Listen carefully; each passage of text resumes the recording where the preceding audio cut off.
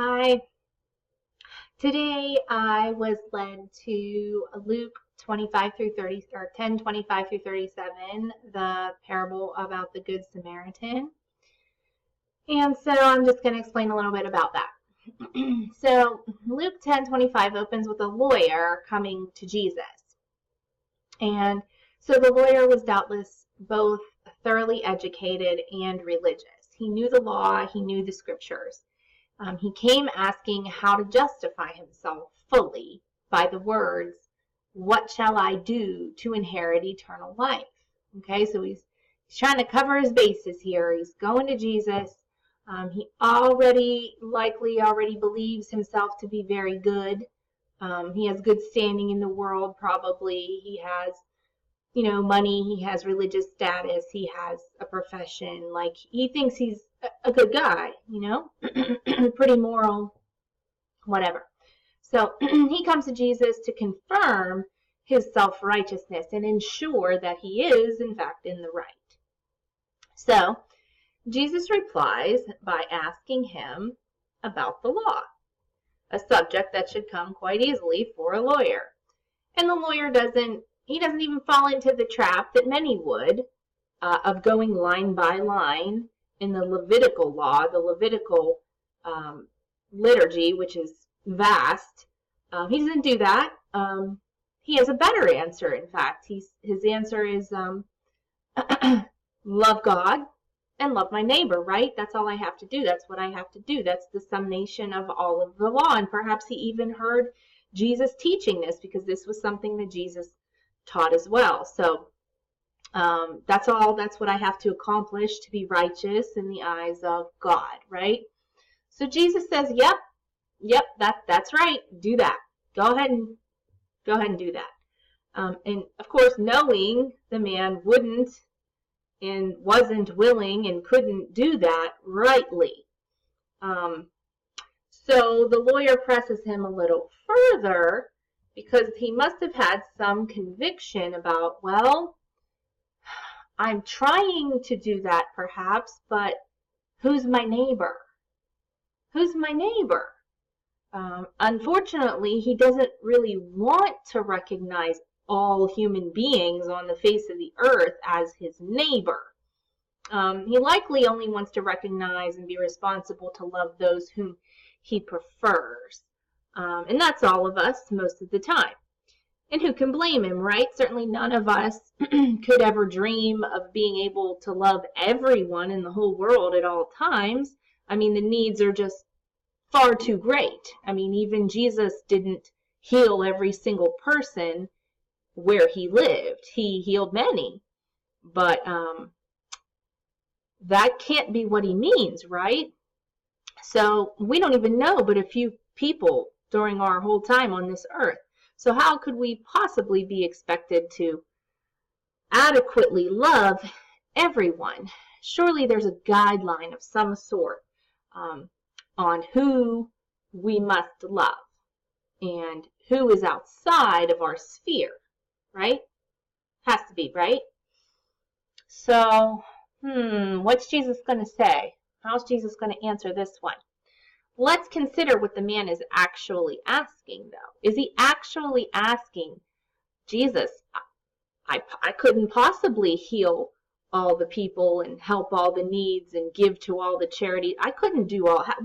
What do you mean? He isn't asking that. We need to recognize that's not what he's asking. What is he actually asking? We can determine that by the way in which Jesus responds, and the reason for that is because Jesus knows his heart. Jesus knows his heart, so he answers according to how this man is thinking, okay? So the man was saying, surely my neighbors are only those people that I prefer to be invested in, right? And no one else. My friends, my family, my church, my clique, my colleagues, my people of choice, those that I would choose, whoever those people might be for me. So that leaves a whole lot of people out. And it especially leaves a whole lot of people out that this man came across each and every single day, okay? And so that's the extent of his love toward neighbors. I will choose who I will serve, and then I'll call it a day. Because let's face it, I'm maxed out, and after I deal with my people that I chose, there's nothing left. So can't blame me, Jesus, right? I'm doing best I can do.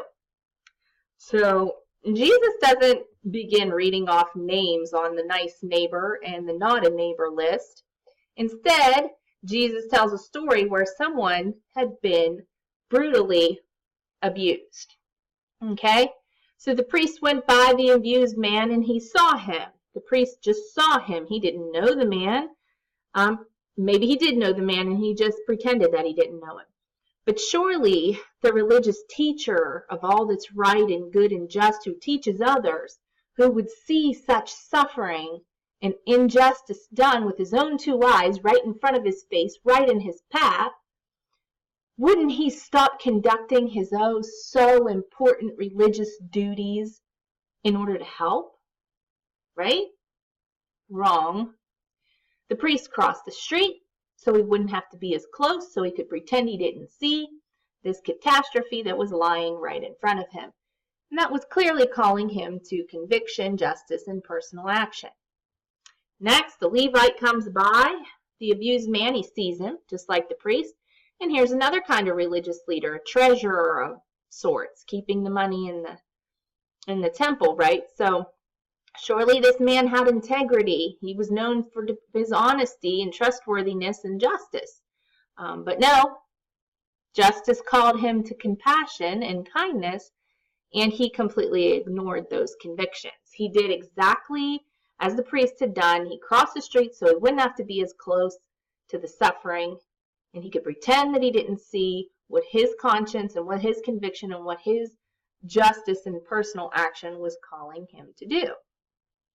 But one more guy comes by, and we all know who that is, the Samaritan. The Samaritan came by. Here's a guy who all the righteous people that are walking by on the other side of the road pretending not to see this abused man, here's a guy that they hate.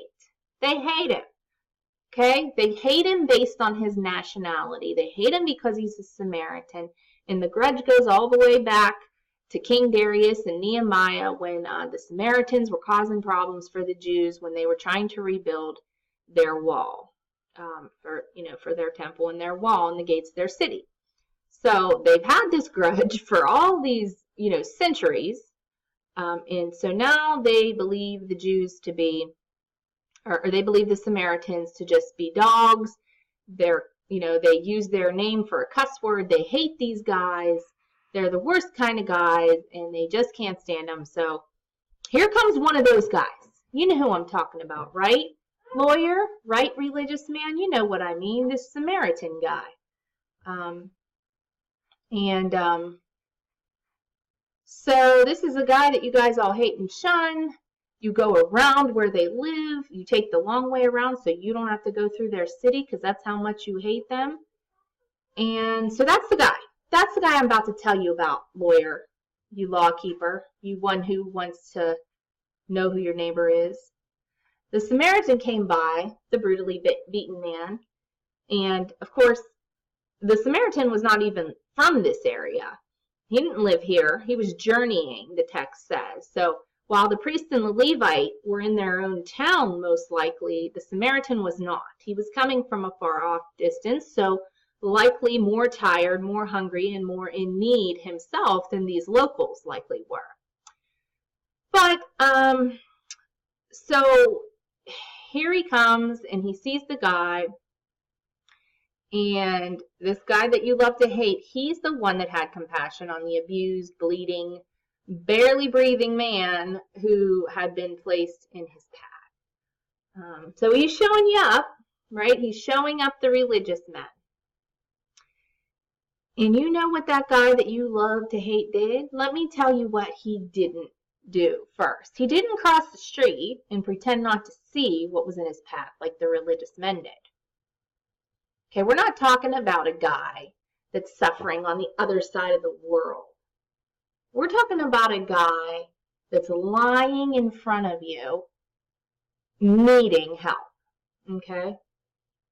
So he didn't justify ignoring the abuse because he was busy or important or busy doing important things, important religious things. This was the most important thing that this guy was called to do that day.